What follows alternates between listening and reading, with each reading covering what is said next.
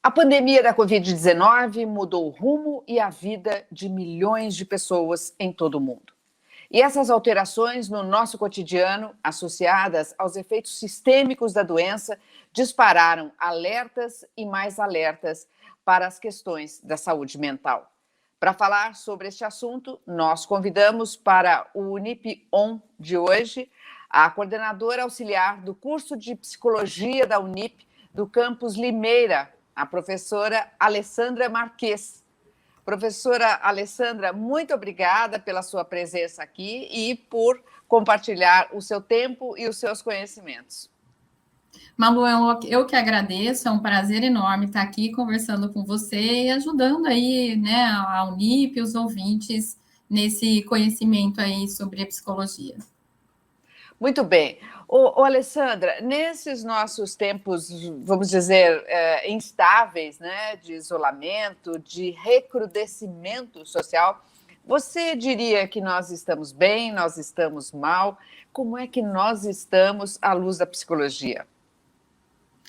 A psicologia tem lutado para a gente estar bem, né, Malu? Temos aí buscado ferramentas, caminhos novos, chegar onde as pessoas estão. Vamos ficar bem, né? Temos que ter esperança, até acredito que a gente nem esteja ainda no momento pós-pandêmico, mas vamos chegar lá, né? A crença de que existe um fim para isso tudo, acho que é o que nos move a psicologia, move as pessoas, né? Então, acredito que a gente talvez esteja num processo ainda, mas vamos ficar bem.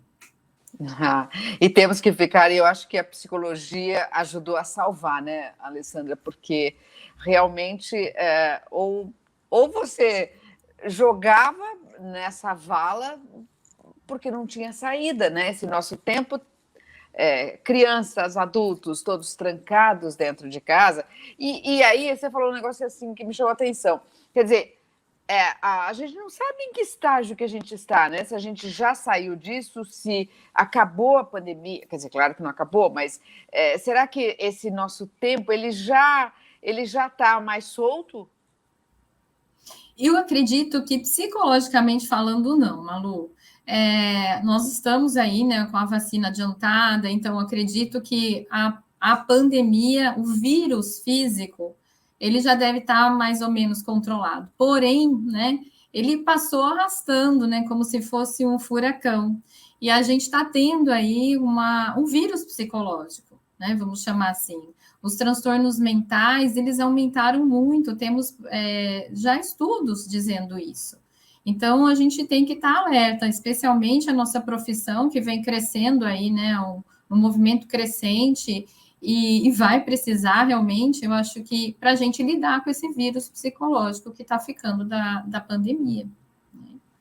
E para a gente entender, por exemplo, o que é o foco do estudo da psicologia? O que ela faz quando ela está diante de um ser humano, professora?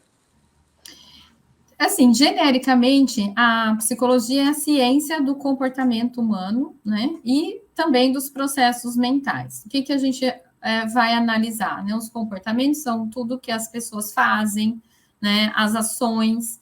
E os processos mentais são as nossas experiências subjetivas. Então, o psicólogo vai buscar entender, compreender a percepção, a memória, a aprendizagem, os pensamentos, as emoções, né? Então, nesse estágio agora pandêmico ou pós-pandêmico, especialmente, nós temos aí um espaço do psicólogo que é muito importante, né? As pessoas estão com medo, sofrendo a incerteza do momento, né? As frustrações, então ter que ficar isolado, ter que mudar, se adaptar a tudo isso. Então, o psicólogo é uma peça fundamental nesse processo, acredito, né? Não só acredito, como, né, tenho trabalhado em prol disso. Então, acho que é uma experiência aí muito única de cada um e nós precisamos atuar para melhorar a qualidade de vida, trazer de volta o bem-estar, a saúde mental, né? Que tanto a gente perdeu aí com esses transtornos da saúde, né, e os transtornos mentais que agora temos em muita quantidade.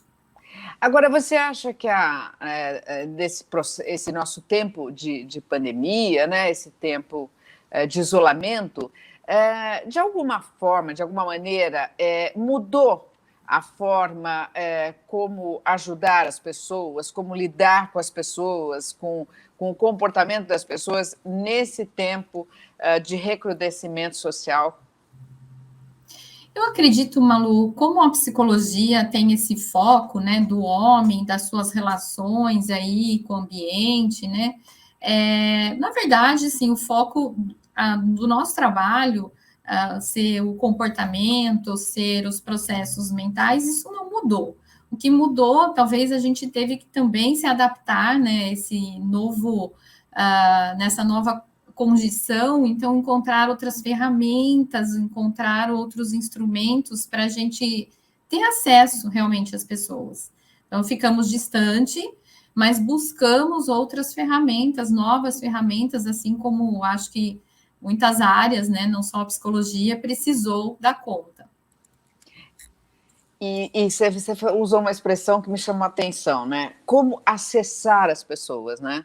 E acessar do ponto de vista físico tá fácil, né? Só tentar chegar perto, mandar uma mensagem, ligar e tal. Agora, é como acessar as pessoas. Porque muitas vezes, Alessandra, a gente nem sabe o que está acontecendo e não sabe que precisa. Né? Então, assim, fico imaginando como é que o psicólogo faz isso, que sinal ele nota que aquele paciente está precisando de ajuda, né? Essa uma tarefa também, vamos dizer, desafiadora para o psicólogo, né?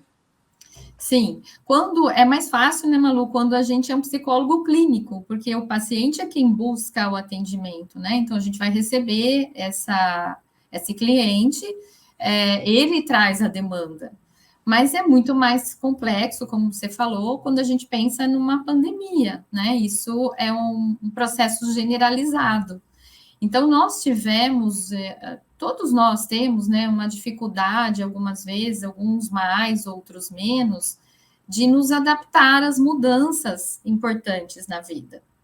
Então, imagine você, a gente vem, né, vivendo, de repente você tem uma mudança, tem um casamento, você tem um falecimento, você tem uma mudança de cidade, e você se desequilibra por um tempo e depois você vai se adaptando. Alguns têm essa adaptabilidade mais fácil, outras pessoas menos, né? O que acontece quando a gente teve a pandemia? Nós tivemos muitas mudanças num curto espaço de tempo.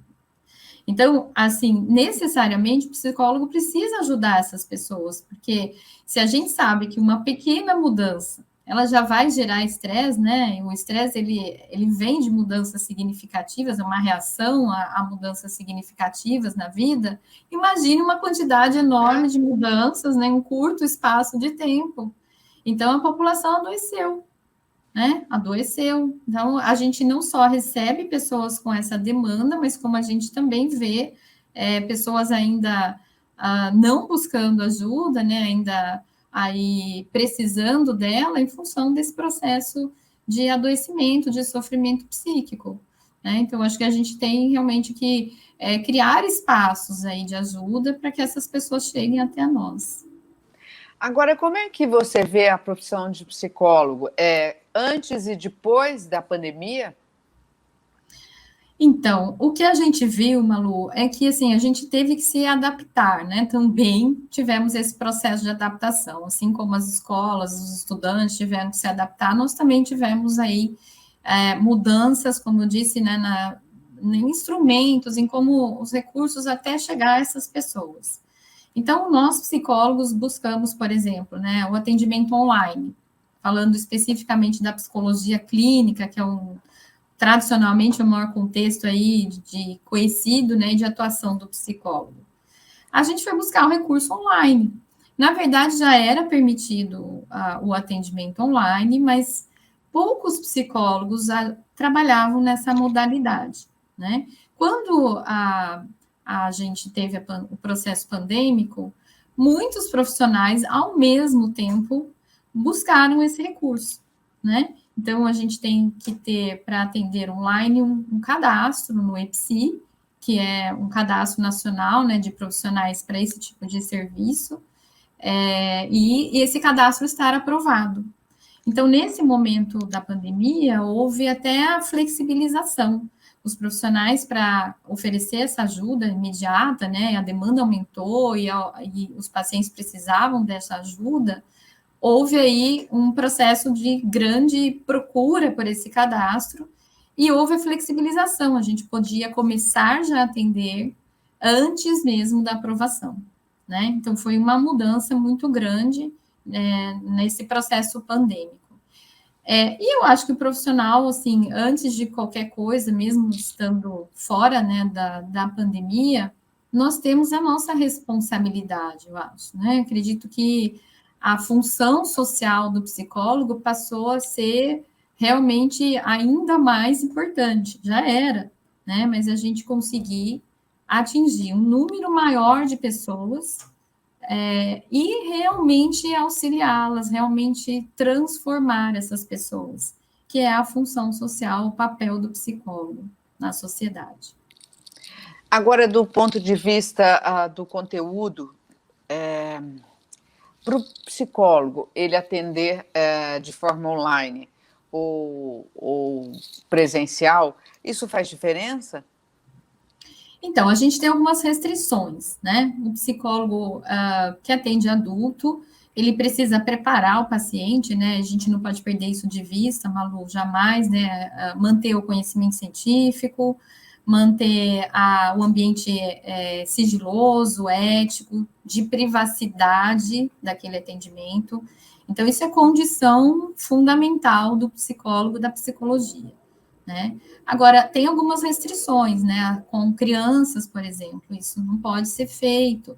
Então, a gente foi buscar também o CRP, os conselhos, o Conselho Federal, os conselhos regionais, as universidades, as academias, elas foram nos informando quais eram as medidas que a gente poderia, então, né, trabalhar para atingir, né, para ter esse contato com os pacientes e conseguir realmente desempenhar as nossas atividades. Mas chegamos lá, né? Estamos a caminho aí, sempre modificando, mudando, conseguindo chegar até o ser humano. Agora, qual que é a importância da psicologia na sociedade pós-pandemia, esse pós aí, entre aspas? É muito grande, né, Malu? Acho que a gente, justamente, né, temos uma importância aí nesse sentido de auxiliar o maior número de pessoas possíveis, né? Somos ligados à área da saúde, então nós precisamos realmente dar conta desse adoecimento generalizado, né? Como eu disse, assim, há muita necessidade de adaptação, houve muita necessidade de adaptação. E o psicólogo se deparou aí com essas mudanças, da mesma forma que as pessoas, né, com medos também, com incertezas, mas a gente tem que buscar ultrapassar esse limite. Então, é muito importante que a população seja realmente atendida, que as pessoas busquem o atendimento, que o psicólogo consiga chegar, né, a psicologia precisa auxiliar. Nós temos um aumento, Malu, enorme de pessoas identificando-se, percebendo, por exemplo, com quadros de ansiedade, com quadros de depressão, né, com quadros de estresse. Eu tenho eu tenho uma pesquisa, né, da doutora Marilda e de Lippe e outros psicólogos do Instituto de Psicologia e Controle do Estresse. Ela fez 2 pesquisas, 2 levantamentos online, né, e no qual as pessoas respondiam como é que elas se percebiam em termos de estresse, de ansiedade, de depressão. Não é um instrumento padronizado, né? Ela perguntou como que as pessoas se percebiam. E a gente tem os dados de muitas pessoas, mais de 2.000 pessoas, de forma geral, né, que foram entrevistadas, e que apresentavam estresse em 2017, que se diziam ansiosas e se diziam depressivas em 2017, ou seja, antes da pandemia. Esse número há um aumento muito grande na mesma pesquisa realizada já nos 3 primeiros meses da pandemia. Então, em 2020, ela repetiu essa pesquisa, né, de levantamento, e o número cresceu muito. Eu vou olhar aqui na minha colinha aqui, Malu, né, a gente tinha de estresse, as pessoas se percebiam com estresse em 2017, 52% das pessoas se diziam estressadas. Já na pandemia, nos primeiros meses, em 2020, 60% das pessoas. A ansiedade era percebida em 29% das pessoas em 2017, passou para 57,5%. E os quadros depressivos de 21% para 26%. Então, assim, a população geral, né, se percebe dessa forma. Então, acho que isso já nos 3 primeiros meses. Imagine se a gente repetir isso agora, né? Passado tanto tempo aí, com tantas perdas, com tantas mudanças que a gente teve que se adaptar.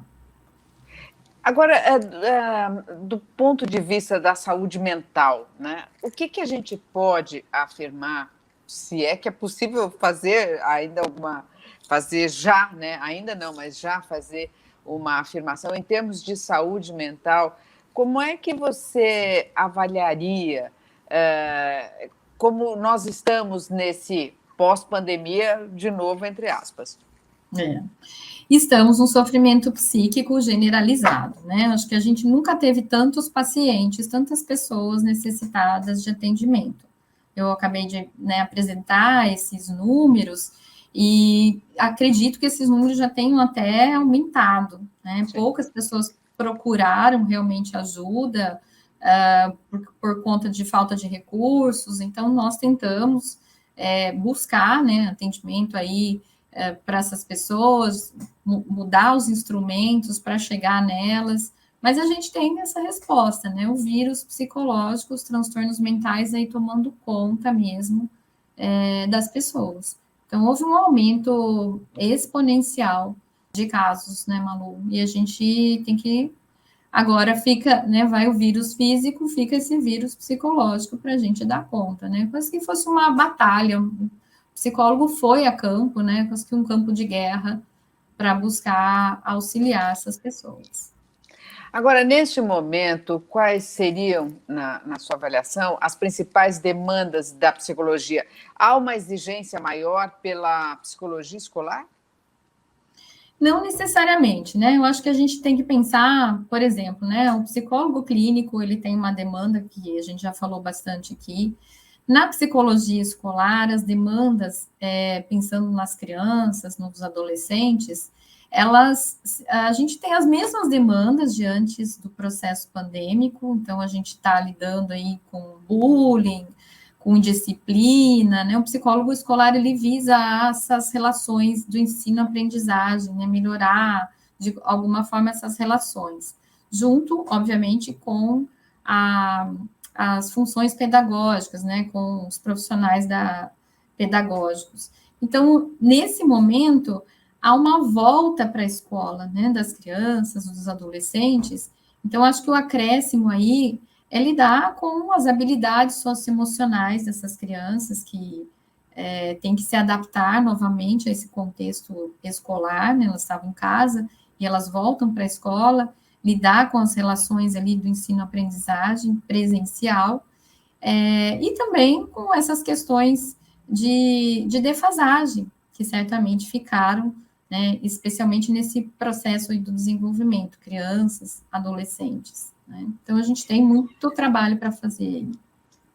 E agora, a psicologia, ela também pode ajudar, por exemplo, o profissional de saúde, porque o profissional de saúde também está ali no front, né? E imagino, assim, o que o psicólogo poderia fazer para quem ajuda também, né? Porque às vezes a gente pensa que é só o paciente, mas esse profissional da saúde também está ali, às vezes, né, arrebentado, né, professora? E assim, o psicólogo, ele consegue atuar nesse sentido e vem atuando? Como é que Pensando aí no profissional de saúde, como é que você encaixa o profissional de psicologia?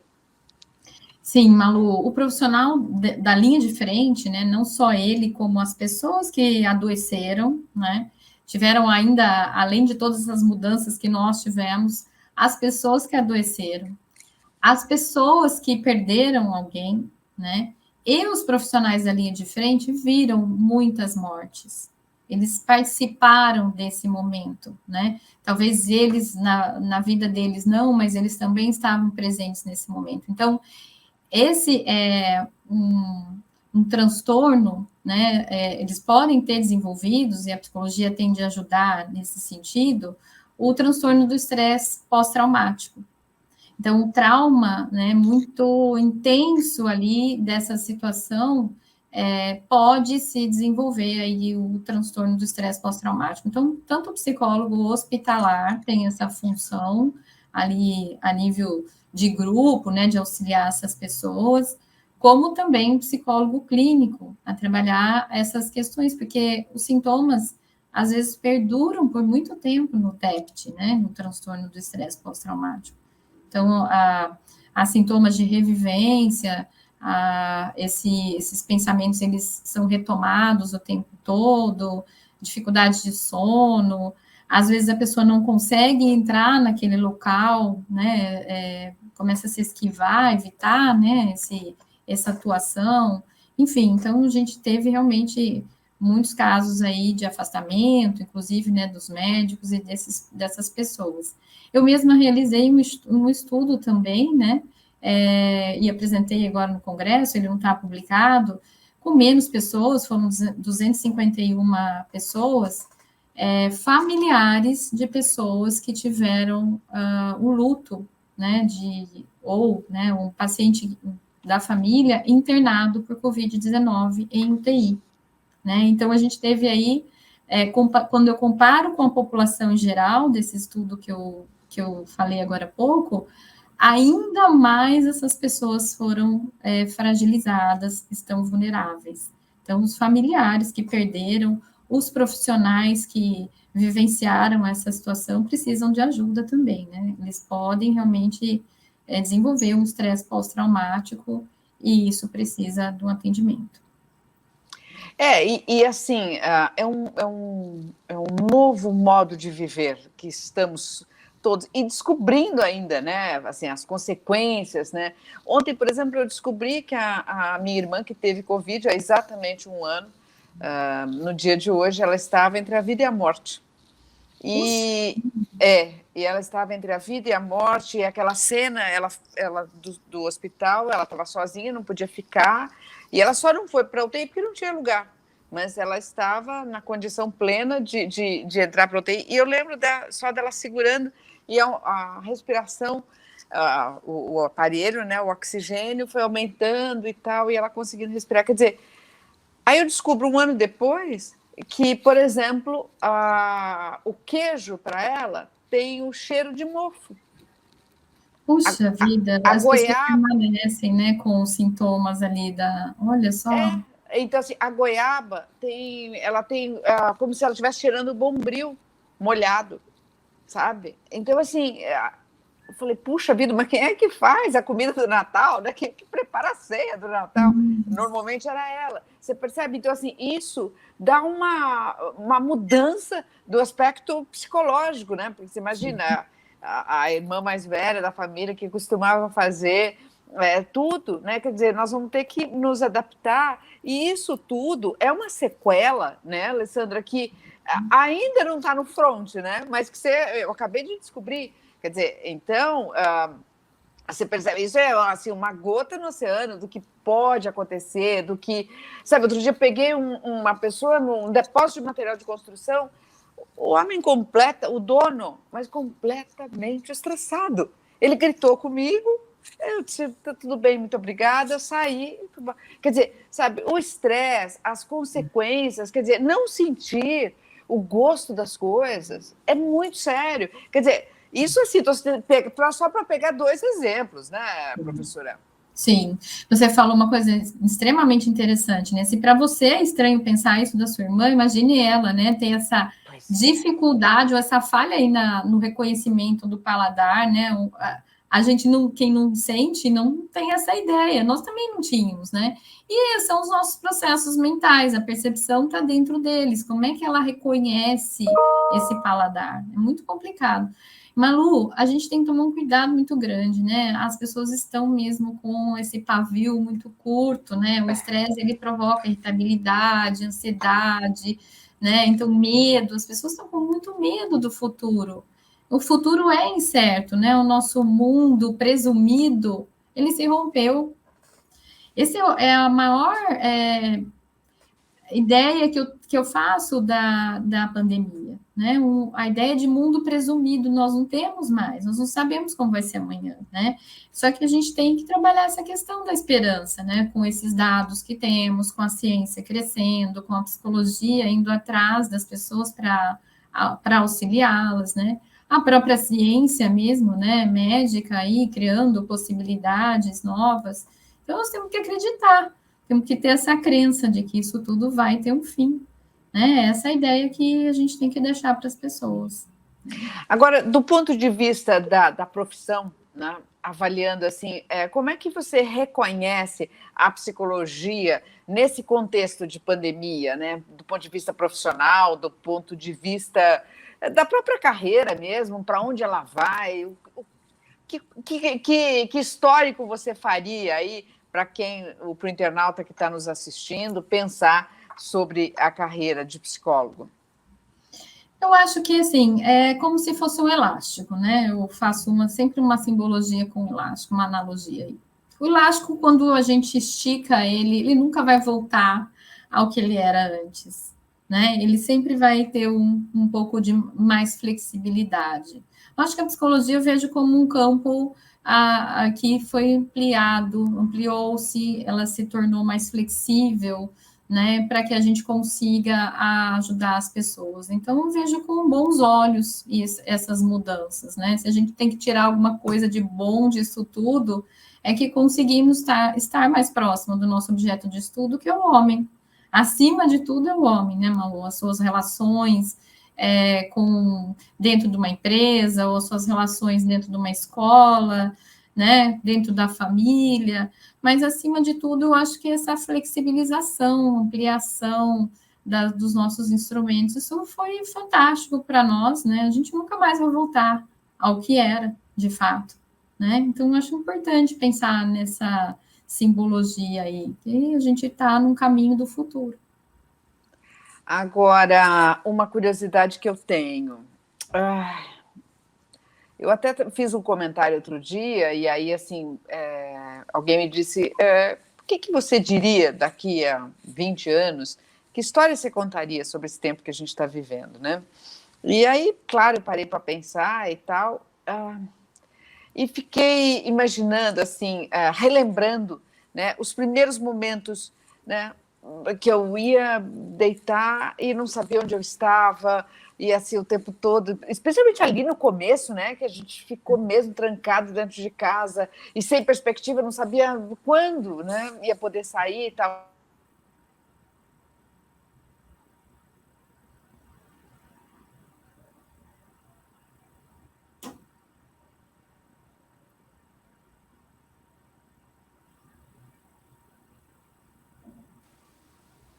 Acho que voltou.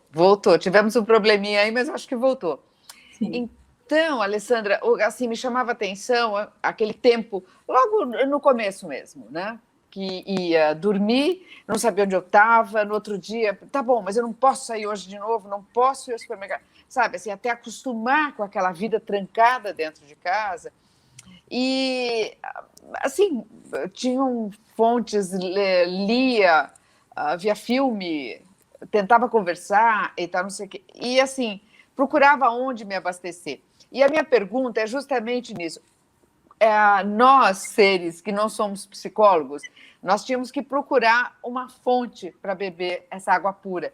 Onde que os psicólogos, diante de um quadro absolutamente recrudescido socialmente, como eu insisti nessa expressão, qual era a fonte que o psicólogo, que o terapeuta ia beber? ou que ele continua bebendo? Como é que ele faz para internalizar os recursos para cuidar do outro? Eu acho que assim, né, Malu, você fez uma pergunta muito interessante agora. Acho que cada um buscou um recurso, né? Eu vou falar do meu recurso, né? Que eu entendo que diante de uma ideia aí de um desequilíbrio, né? Todas essas mudanças causando essa desadaptação geral no corpo, a ideia é buscar o equilíbrio de volta, né? Então, eu acredito que a gente tem que pensar, e pelo menos eu assim pensei, né, em qual era a minha ideia de controle. O que estava no meu controle diante do descontrole quase que generalizado da vida.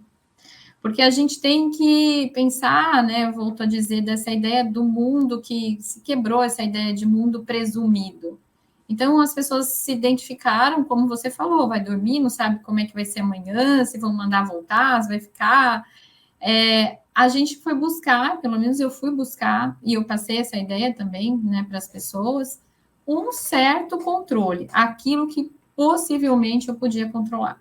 Por exemplo, estabelecer uma rotina, né? Continuar a sua rotina. Então, a gente levantar mais ou menos na mesma hora, né? Você efetivamente ter um horário de trabalho, um horário de almoço. Isso estava sob nosso controle. Eu só estou dando um exemplo, né? Mas eu acho que isso avalia ou traz de volta a nossa ideia de um mundo um pouco mais controlado, da gente buscar aí uma sensação de estabilidade, de novo, de adaptabilidade. Professora, então, olha, nós estamos acabando esse nosso NIP-ON de hoje, e eu queria que a palavra final ficasse com você, para você me dizer para nós o que a psicologia deixa, né, de mensagem para esse nosso tempo pandêmico. Eu acho importante a busca, né, dos profissionais. Eu acho que as pessoas devem buscar ajuda. Nunca é tempo, nunca falta tempo para a gente reconhecer a necessidade de ajuda, né? Então, as pessoas estão vivendo aí esse sofrimento psíquico, não deixe de buscar ajuda, né? Eu acho que a gente cuida do ser humano, né? Esse é o nosso propósito, e a nossa função social, ela só fica preenchida na medida em que a gente tem essa condição de buscar mais pessoas e conseguir auxiliá-las no sentido da transformação. Então, estamos aí, né, prontos para ajudar. Essa é a minha mensagem, Malu. Muito bem. Bom, eu quero agradecer a professora Alessandra Marques, que gentilmente veio aqui bater esse papo com a gente e muito esclarecedor. Professora Alessandra, até uma próxima e muito obrigada. Eu que agradeço, uma boa noite, obrigada por tudo aí, Malu. Até mais. Obrigada. Tchau, tchau.